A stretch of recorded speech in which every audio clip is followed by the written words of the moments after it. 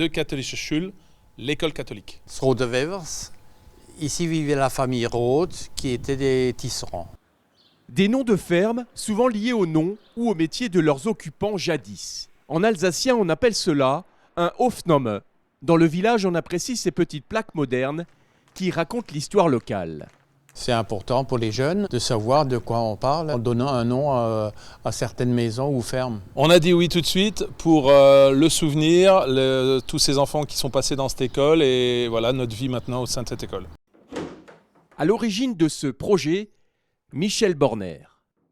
Avec les voisins, avec les Ritter, Jean-Georges et Albert et leurs épouses, on se retrouvait au cours d'un café Grenzel et on discutait.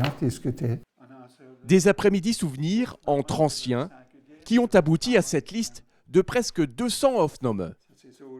C'est des souvenirs, des anecdotes qui me viennent à l'esprit.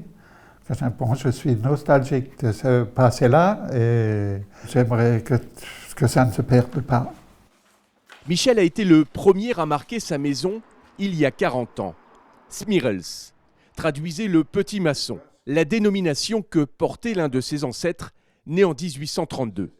Le petit Mirel, c'était mon arrière-arrière-grand-père. Dans le village, d'autres habitants attendent leur Hofname. Je trouve que c'est une belle initiative de la commune de continuer de faire vivre ce village à travers l'identification de lieux qui font partie de son histoire. Chez cet habitant a vécu le premier médecin de campagne de l'agglomération strasbourgeoise.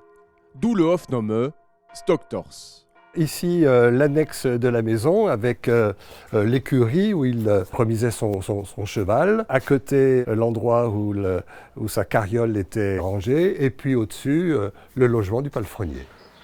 La nouvelle équipe municipale a décidé de poursuivre l'aventure historique initiée par une poignée d'anciens.